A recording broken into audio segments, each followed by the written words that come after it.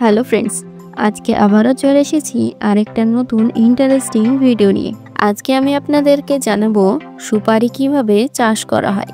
আপনি কখনো সুপারি না খেয়ে থাকলেও আপনি দেখেছেন পান তৈরিতে সুপারি ব্যবহার করা হয়। তাছাড়া আরও অন্যান্য কাজে ব্যবহার করা হয়। আর কাঁচা সুপারি খেলে আমাদের শরীরের ইমিউনিটি সিস্টেম ভালো থাকে। কাঁচা সুপারি খেলে পেটের অনেক সমস্যা থেকে মুক্তি পাওয়া যায়। তাহলে চলুন দেখে নেওয়া যাক সুপারি তৈরি করার পদ্ধতি। আমরা যে সুপারি বাজার থেকে কিনে নিয়ে আসি সেটা সরাসরি গাছ থেকে পেড়ে নিয়ে আসা হয় না। সুপারি ফল পাকলে হলুদ রঙের হয়ে যায়। তারপর ফলগুলো চিড়ে তা থেকে সুপারি বের করা হয়। সুপারি গাছ নারকেল গাছের মতোই হয়, কিন্তু সুপারি গাছ নারকেল গাছের থেকে একটু পাতলা হয়ে থাকে। ভারতে সুপারি চাষ কেরল, কর্ণাটক, আসাম, মেঘালয় এবং পশ্চিমবঙ্গ সহ আরও অনেক রাজ্যে হয়ে থাকে। ডিসেম্বর থেকে ফেব্রুয়ারি মাস পর্যন্ত এই গাছে ফল আসা শুরু হয়ে যায়। এর ফল দেখতে অনেকটা খেজুরের ফলের মতো। ফল যখন সঠিক সাইজের বড় হয়ে যায়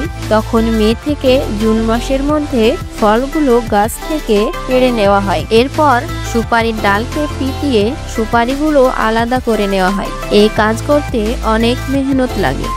এবার জানবো সুপারি গাছ কোন মাটি ও আবহাওয়ায় লাগালে ভালো হয়। সুপারি গাছ সেই মাটিতে লাগালে ভালো হয় যেখানে আবহাওয়া আর্দ্র হয়ে থাকে, তার সাথে সাথে বৃষ্টির পরিমাণ বেশি। সুপারি গাছ লাগানোর জন্য সর্বপ্রথম জমি খুঁজতে হয়। অনেক সুপারি গাছ লাগালে জেসিবি দিয়ে মাটি খুঁড়ে নিলে ভালো হয়। সুপারি গাছ লাগানোর জন্য লম্বা করে গর্ত করা হয়। একটা গাছ থেকে আরেকটা গাছের দূরত্ব 10 ফুট হয়ে থাকে। সাধারণত সুপারি 3টি প্রজাতির আছে: মানবগিরি, বসুমতী এবং সুরভি।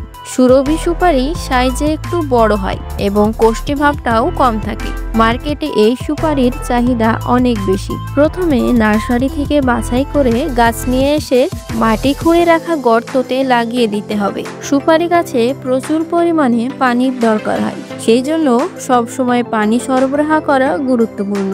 গাছের গোড়ায় প্রতিনিয়ত চাষ দেওয়া হয়। সুপারি গাছ বড় হতে 4 বছর সময় লাগে। 4 বছরে ফল ধরতে শুরু করে।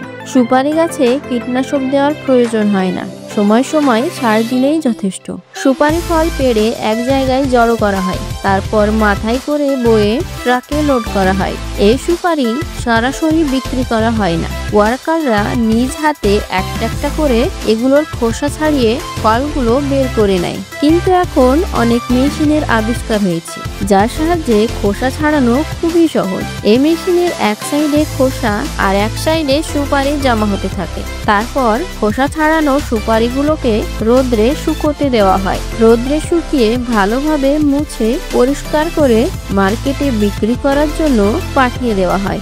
আজকের ভিডিও এই পর্যন্তই। ভিডিওটি ভালো লাগলে ভিডিওতে একটা লাইক করবেন, আর আমার চ্যানেলে নতুন হয়ে থাকলে চ্যানেলটিকে সাবস্ক্রাইব করে পাশে থাকবেন। সকলকে ধন্যবাদ।